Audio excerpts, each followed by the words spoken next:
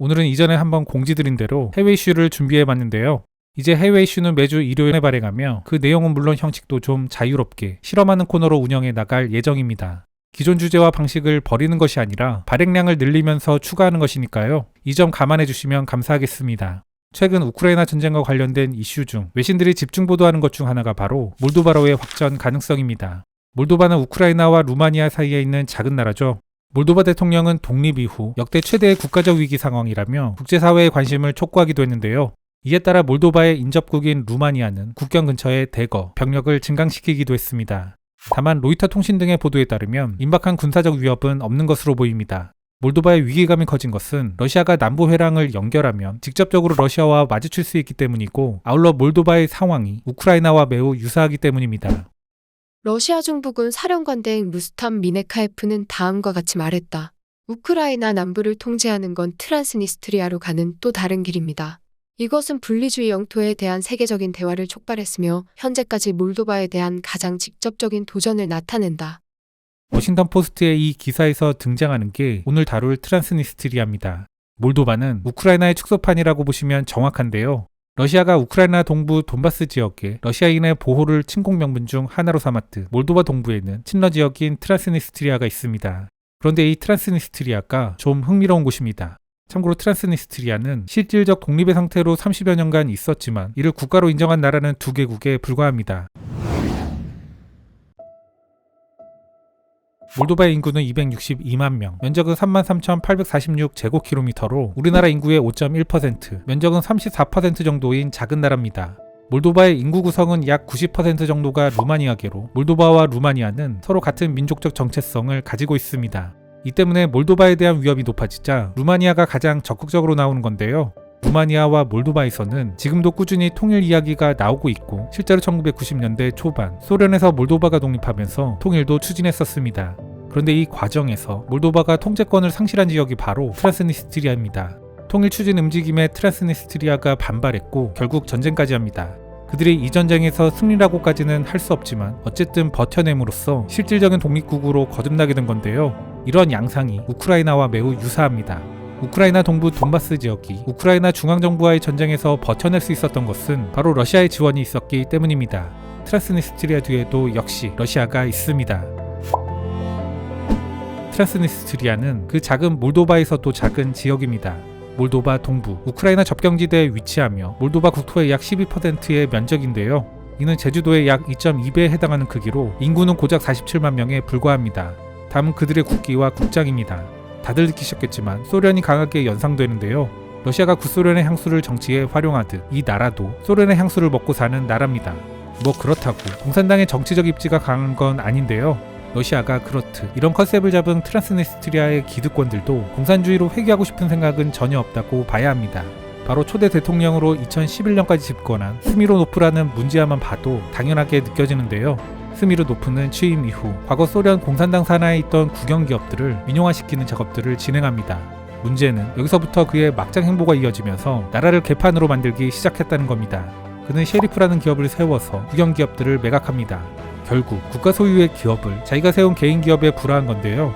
그 과정에서 탈법, 불법, 비리 등은 뭐 당연히 만연하게 됩니다.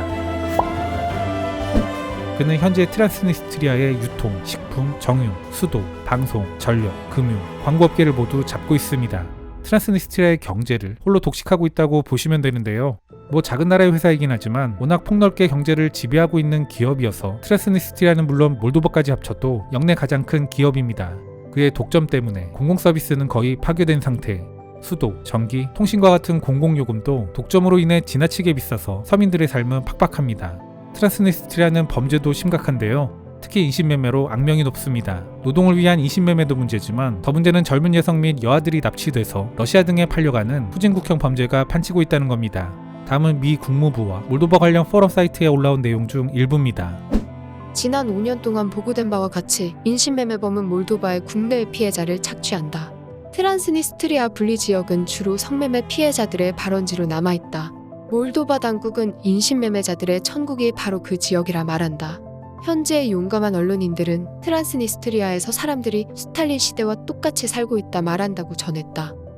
포럼에 올라온 내용 중에는 공식 통계임을 전제하며 몰도바 여성의 약 25%가 국제인신매매의 피해자이며 실제로 여성 4명 중 1명은 국경 밖에서 매춘을 하고 있다고 합니다. 실로 믿기 힘든 숫자인데요. 이러한 피해자들의 상당수가 바로 트란스니스트리아 지역에서 발생한다고 합니다.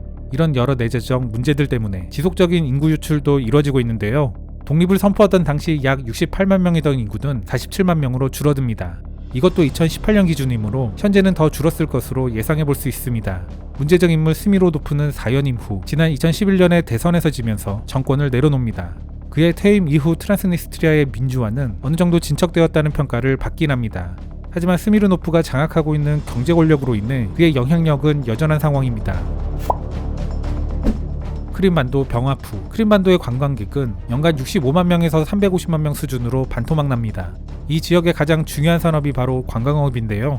그나마도 러시아 내에서 크림반도로 여행을 가자는 캠페인 비슷한 게 일어나서 이 정도의 숫자나마 기록한 겁니다. 또한 수원지가 우크라이나 내부에 있어서 만성적인 물 부족에 시달리게 됐고 농업 생산도 쇠퇴 중입니다. 영국 파이낸셜 타임즈에 따르면 크림반도의 농업 생산은 4.1% 줄고 산업 생산과 설비 투자도 각각 9%, 77% 위축됩니다. 그리고 크림자치공화국은 합병 이후 닥치는 대로 사유재산을 국유화했으며 또한 러시아 권력층에 잘 보이기 위해 사유재산이든 국유재산이든 상납해버립니다. 크림반도의 비즈니스는 러시아에 의해 병합된 이후 큰 타격을 받았다. 크림반도의 관광산업은 붕괴되었고 기업들은 우크라이나의 중요한 공급업체 및 고객과 단절되었다. 이제 마지막 타격이 진행 중이다. 바로 국유화다. 러시아의 지원을 받는 지역 당국은 제과점에서 조선소에 이르기까지 비효율적이거나 전략적으로 중요하거나 또는 우크라이나의 우호적인 것으로 간주되는 기업을 인수하기 위해 공격적으로 움직이고 있다. 지역의회에서는 사유재산에 대한 정부의 압류 권한을 확대하는 법률을 제정하기도 했다. 한편 체체는 러시아와의 전쟁에서 패하자 가혹한 독재 정권이 들어서는데요.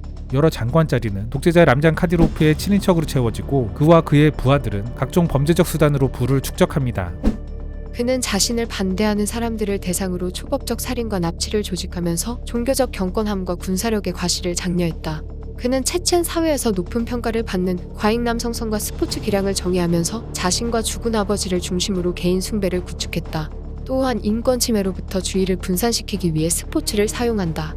체첸 선수를 엘리트 사회적 지위로 끌어올리고 사치품과 자동차를 아낌없이 제공하며 MMA와 같은 전투 스포츠의 숙련도가 이상적인 체첸 남성의 일부라는 생각을 전파하고 있다. 참고로 체첸 지역 국민들의 1인당 월 평균 소득은 2016년 기준 22,817루블, 우리 돈으로 42만원 수준입니다. 트란스니스트리아, 크림반도, 체첸의 사례에서 보듯 러시아의 지원을 받는 세력들이 속한 지역의 국민들은 고통에 신음하고 있습니다. 하나같이 막장 행보도 이런 막장 행보가 있을까 싶은데요. 이 정도면 러시아의 저주를 할 만하지 않을까 싶기도 합니다.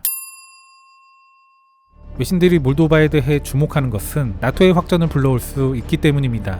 몰도바는 우크라이나처럼 나토 비회원국이긴 하지만 몰도바에는 루마니아가 있습니다. 루마니아는 나토 회원국이고 만일 러시아가 몰도바를 침략한다면 루마니아와 몰도바의 관계상 군사행동을 할 것이 거의 확실합니다. 이는 결국 나토의 참전을 불러오는 것이겠죠. 푸틴이 그런 무리수를 과연 둘까요? 이성적으로 보면 말이 안 되는 것도 같습니다. 하지만 푸틴이라면 어떤 행동을 할지 잘 모르겠습니다. 구독자, 시청자분들은 어떻게 생각하시나요?